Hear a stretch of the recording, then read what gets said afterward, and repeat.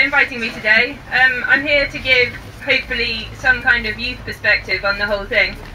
Suzanne's already mentioned wide youth unemployment. The figure that was published at the end of last year is actually 1.02 million young people unemployed, and more than that out of just the young people section. I think over 2 million unemployment in the UK.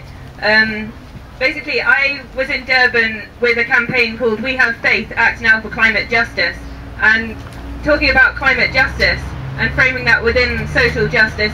in general. We're aware that there's a huge gap widening between the rich and the poor, not only in our country but across the world,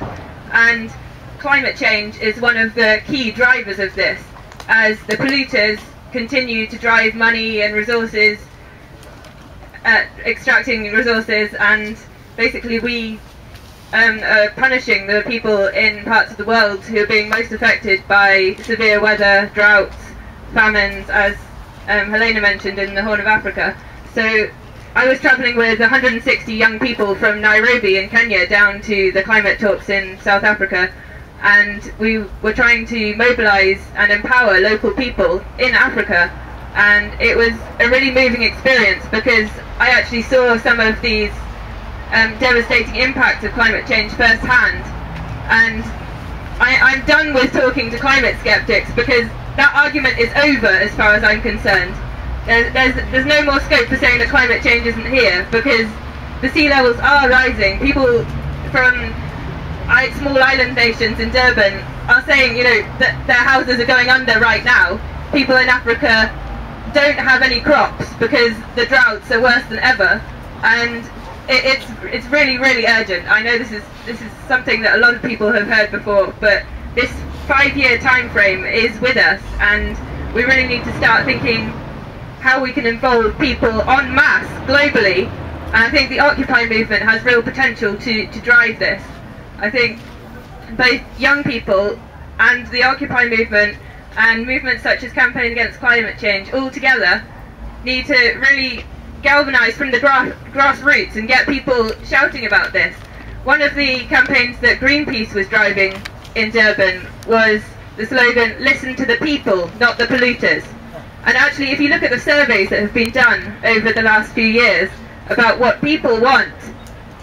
it's not being matched by even our governments who claim to be democratic. So we need to really amplify that voice as much as we can through strong campaigns.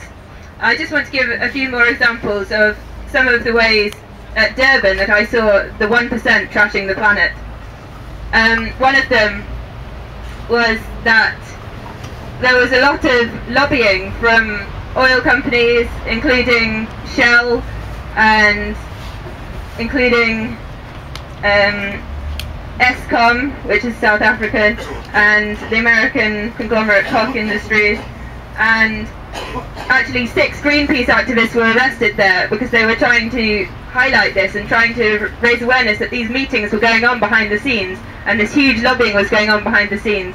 And they produced a report called The Dirty Dozen, which showed that these networks of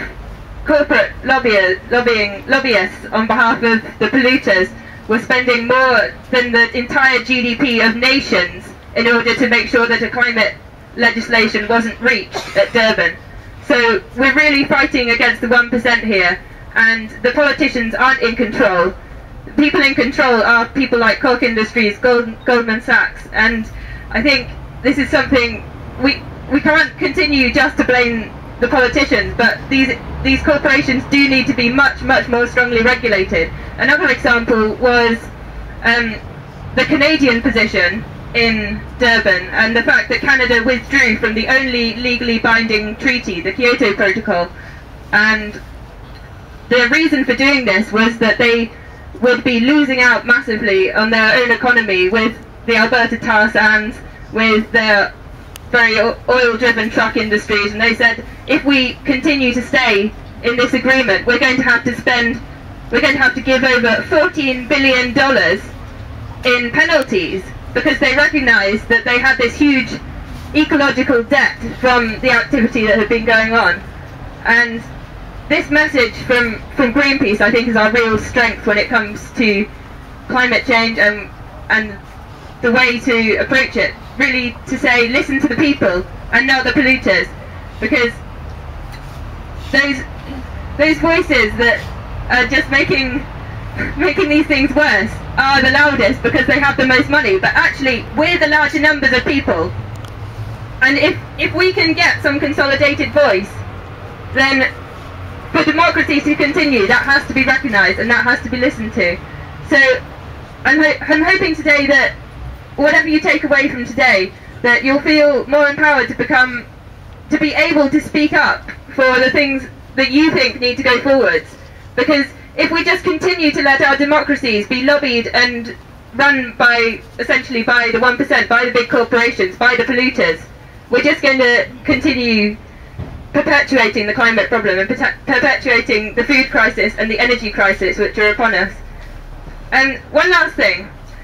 I know that some of you may have heard of a campaign that's coming up. It's called Move Your Money, and we recognise that the banks, Helena mentioned the World Bank, and actually the World Bank and the IMF were greatly criticised in Durban because of the way that they're handling the Green Climate Fund, which was